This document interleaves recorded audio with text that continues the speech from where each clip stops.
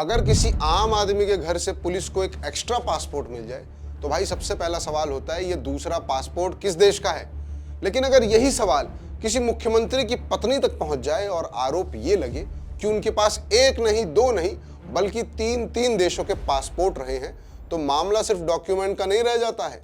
फिर सवाल उठता है कि क्या कोई भारतीय एक साथ 3 देशों के पासपोर्ट रख सकता है क्या भारत का कानून इसकी इजाजत देता है? और अगर नहीं देता तो फिर ये पासपोर्ट्स क्या हैं?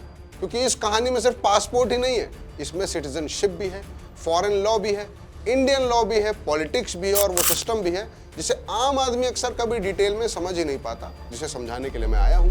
नमस्कार, मैं हूं तुषार और आप लोग देख रहे हैं जंजिस्तान।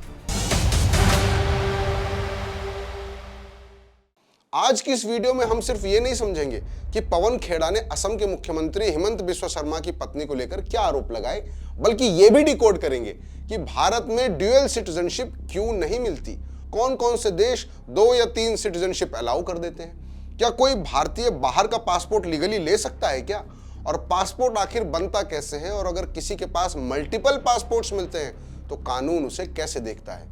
क्योंकि इस पूरी कहानी में हेडलाइन से ज्यादा इंपॉर्टेंट है सिस्टम को समझना, और जब सिस्टम समझ में आता है तभी राजनीति की असली तस्वीर भी दिखाई देती है। चलिए कहानी शुरू करते हैं। कहानी शुरू होती है एक प्रेस कॉन्फ्रेंस से। दिल्ली में मीडिया के सामने कांग्रेस नेता पवन खेड़ा आए। उन्होंने कहा कि उनके पास ऐसे डॉक्यूमेंट्स हैं जो बताते हैं कि असम के मुख्यमंत्री की पत्नी रिनिकी भुइयां शर्मा के पास 3 देशों के पासपोर्ट्स रहे हैं। सबसे पहले एक चौंकाने वाली जानकारी दूंगा और आप भी हैरान हो जाएंगे कि असम के मुख्यमंत्री हिमंता बिस्वा शर्मा की धर्मपत्नी रिनिकी भुइयां शर्मा के पास एक नहीं, 2 नहीं, 3 पासपोर्ट हैं। 3 देशों के नाम लिए गए, United Arab Emirates, Antigua and Barbuda, Egypt, यानी कि एक गल्फ कंट्री हो गई, एक कैरिबियन कंट्री हो गई और एक नॉर्थ अफ्रीकन कंट्री हो गई।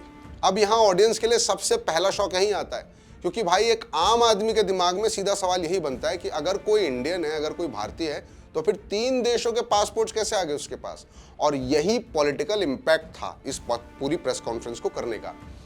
लेकिन यही रुकना सबसे बड़ी गलती होगी, क्योंकि पासपोर्ट दिखने और लीगल रियलिटी के बीच बहुत बड़ा फर्क होता है। देखिए, पॉलिटिक्स में एलिगेशन कैसे काम करता है समझना बहुत जरूरी है। राजनीति में आरोप का पहला काम होता है सवाल खड़ा करना, और सवाल ऐसा होना चाहिए जो सीधे पब्लिक इमेजिनेशन पकड़ ले। पासपोर्ट एक ऐसा ही वर्ड है, क्योंकि पासपोर्ट सिर्फ ट्रैवल बुकलेट नहीं है। पासपोर्ट मतलब आपकी आइडेंटिटी, पासपोर्ट मतलब देश की तरफ से आपको रिकॉग्निशन मिला हुआ है, पासपोर्ट का मतलब आपका लीगल बिलोंगिंग है वो। इसीलिए जैसे ही कोई नेता कहता है कि किसी इन्फ्लुएंशियल व्यक्ति के पास मल्टीपल पासपोर्ट है, पब्लिक इंस्टेंटली रिएक्ट करती है, और जो कि पब्लिक ने किया भी। लेकिन उसी शाम जवाब भी आया। किसका? हिमंत बिस्वा शर्मा का, असम के मुख्यमंत्री का। उन्होंने कहा, वो सामने आए, उन्होंने कहा कि ये डॉक्यूमेंट्स मैनिपुलेटेड हैं। उन्होंने कहा नाम मिसमैच है, कुछ डेटा इनकंसिस्टेंट है, और जो दिखाया जा रहा है उसमें कई टेक्निकल फ्लॉज भी हैं। उन्होंने सीधा कहा कि अब होगा भाई डिफेमेशन का केस। हमने एग्जामिन किया, हर बात में प्लेस ऑफ बर्थ, स्पेलिंग, सारे कुछ गड़बड़ी थे। अल्टीमेटली पवन खेड़ा का ऊपर एक फ्रॉड डॉक्यूमेंट्स बनाना, क्रिमिनल कॉन्स्पिरेसी करना। अभी पवन खेड़ा उनका जीवन का अंतिम क्षण असम का जेल में ही कटेगा। यानी अभी तक 2 बातें पैरेलली चल रही हैं। एक तरफ आरोप लगाया जा रहा है और दूसरी तरफ डिनायल किया जा रहा है, और कानून इन दोनों के बीच सिर्फ एक चीज दिखती है, दैट इज प्रूफ। अब सबसे जरूरी सवाल भी जान लीजिए, भारत में मल्टीपल पासपोर्ट इलीगल क्यों माना जाता है? इसका जवाब पासपोर्ट में नहीं छुपा है, इसका जवाब छुपा है सिटीजनशिप में। भारत का सिटीजनशिप मॉडल दुनिया के कई देशों से अलग है। भारत कहता है एक नागरिक एक सिटीजनशिप, मतलब अगर आप भारतीय नागरिक हैं तो आपकी सॉवरेन लीगल आइडेंटिटी भारत से जुड़ी होगी। अगर आपने वॉलंटरीली किसी दूसरे देश की सिटीजनशिप ले भी ली तो भारतीय सिटीजनशिप खत्म हो जाती है। मान लीजिए, इसमें एग्जांपल दूं कि आप भारतीय टीम की तरफ से खेलना शुरू कर देते हैं कोई गेम, फिर ऑफिशियली आप किसी और देश की नेशनल टीम ज्वाइन कर लेते हैं, तो अब भाई आप एक साथ दोनों टीम के साथ प्लेयर बनके तो नहीं खेल सकते हो ना। भारत की सिटीजनशिप भी बिल्कुल वैसी ही है। अब भारत ड्यूअल सिटीजनशिप क्यों नहीं देता ये भी समझ लीजिए। देखिए, इसका ना हिस्टोरिकल कारण है। 1947 के बाद भारत ने सिटीजनशिप को सिर्फ एक लीगल आइडेंटिटी नहीं बल्कि नेशन बिल्डिंग का टूल माना। पार्टीशन के बाद लॉयल्टी का सवाल बहुत सेंसिटिव था, इसीलिए इंडिया ने एकदम साफ रूल अपनाया कि भाई एक लीगल सिटीजनशिप। यहाँ एक और ट्विस्ट आता है ओसीआई का। बहुत लोग सोचते हैं कि भाई ओसीआई मतलब होता है ड्यूअल सिटीजनशिप, वो बाहर के दूसरे देश के कंट्री के नागरिक हो जाते हैं। गलत बात है, नहीं है, ऐसा फैक्ट नहीं है ये। OCI मतलब होता है ओवरसीज सिटीजनशिप ऑफ इंडिया। नाम सिटीजनशिप है तो आप समझ ही रहे होंगे कि वो भी सिटीजन ही हैं। OCI होल्डर के पास भी लगभग वो सभी अधिकार हैं जो भारत के एक सिटीजन के पास में होते हैं, क्योंकि एट द एंड वो भी भारत के ही सिटीजन हैं। दुनिया में भाई क्या है सिटीजनशिप के मॉडल्स, आप वो भी समझ लीजिए यहीं से, क्योंकि इंटरनेशनल कंपैरिजन शुरू होता है। कई देशों में ड्यूअल सिटीजनशिप अलाउड है, जैसे यूनाइटेड स्टेट्स हो गया, कनाडा हो गया, यूनाइटेड किंगडम हो गया, ऑस्ट्रेलिया हो गया। इन देशों में अगर आप दूसरी सिटीजनशिप लेते हैं तो पहली ऑटोमेटिकली खत्म नहीं होती।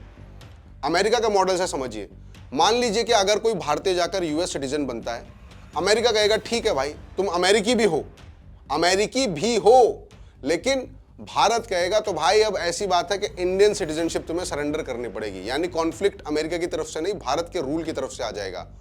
अमेरिका तो मान लेगा कि आप 2 देश के सिटीजन बन के रह लो, लेकिन इंडिया मना कर देगा। कुछ देशों में भाई 2 से ज्यादा सिटीजनशिप भी अलाउड करते हैं। यही मामला और इंटरेस्टिंग हो जाता है। कुछ देशों में थ्योरेटिकली 3 सिटीजनशिप भी पॉसिबल है। फॉर एग्जाम्पल, अगर कोई बच्चा भारत में जन्म लेता है, फिर वो आगे जाके UK की सिटीजनशिप ले लेता है, फिर वो कैरिबियन कंट्री इन्वेस्टमेंट सिटीजनशिप भी ले लेता है, तो UK और कैरिबियन उसे अलाउ कर सकते हैं, लेकिन भारत नहीं करेगा। अब जो एक नाम उभर के आ रहा है एंटीगुआ एंड बारबुडा में, क्या होता है बेसिकली, वहाँ पे इन्वेस्टमेंट सिटीजनशिप प्रोग्राम्स चलते हैं जो कि बहुत ज़्यादा ग्लोबली फेमस भी हैं। इसका मतलब कि आप वहाँ पे इन्वेस्टमेंट करो, आपके लिए वहाँ की सिटीजनशिप का रूट खुल जाएगा। इसीलिए वेल्दी ग्लोबल एप्लीकेंट्स वहाँ अप्लाई करते हैं। लेकिन सिटीजनशिप मिलना कोई इलीगल चीज़ नहीं है भाई। इलीगल तब होता है जब आपकी जो ओरिजिनल कंट्री है, आप वहाँ के रूल्स को वायलेट कर रहे हो। अब सवाल, क्या इंडियन फॉरेन पासपोर्ट बनवा सकते हैं? इसका जवाब है बिल्कुल हाँ, बिल्कुल बनवा सकते हैं, लेकिन एक कंडीशन के साथ। भाई इंडियन पासपोर्ट सरेंडर करना पड़ेगा, यानी कि आप एक साथ 2 देश के सिटीजन बनके नहीं रह सकते हो हिंदुस्तान में। प्रोसेस क्या है? अगर आपने US सिटीजनशिप ले ली तो इंडियन पासपोर्ट आपको जमा करना होगा, सरेंडर सर्टिफिकेट लेना होगा, और फिर आपका जो है फॉरेन पासपोर्ट जो है वो वैलिड माना जाएगा। अगर सरेंडर नहीं किया और इंडियन पासपोर्ट यूज किया तो पेनल्टी लग सकती है और आपके ऊपर केस भी हो सकता है। अब ये भी समझ लीजिए कि पासपोर्ट बनता कैसे है। देखिए, पासपोर्ट बनता है सेवा केंद्र के जरिए। पासपोर्ट सेवा केंद्र होता है।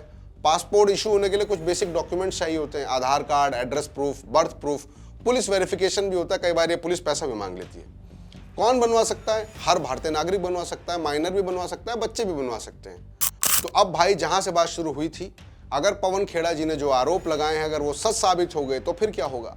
अगर आरोप सही साबित हुए तो कॉन्सिक्वेंसेस क्या है समझ लीजिए। तो भाई सबसे पहले तो यह कि उनका पासपोर्ट इनवैलिड मान लिया जाएगा। जिनके ऊपर आरोप है उनको लीगल नोटिस भी मिल सकता है, उन पर पेनल्टी भी लग सकती है, डॉक्यूमेंट मिसयूज करने का केस भी बन सकता है। और अगर आरोप गलत हो गए तो क्या होगा? तो भाई सीधी सी बात है कि डिफेमेशन का केस होगा और उनकी पॉलिटिकल क्रेडिबिलिटी भी डैमेज हो सकती है। किसकी? पवन खेड़ा जी की। पासपोर्ट की देखिए छोटी सी बुकलेट दिखने में तो बहुत हल्की होती है, लेकिन उसके अंदर एक देश की सॉवरेनिटी लिखी होती है। इसीलिए जब सत्ता के पास पासपोर्ट का सवाल पहुंचता है ना, तो जनता को सिर्फ आरोप नहीं, कानून भी समझना चाहिए। क्योंकि लोकतंत्र में सबसे डेंजरस चीज मिस इन्फॉर्मेशन नहीं बल्कि हाफ इन्फॉर्मेशन होती है। और हमारी जिंदस्तान में कोशिश भी यही थी इस एपिसोड में कि हम इस हाफ इन्फॉर्मेशन को पूरा कर दें ताकि आपको चीज़ें समझने में आसानी हो।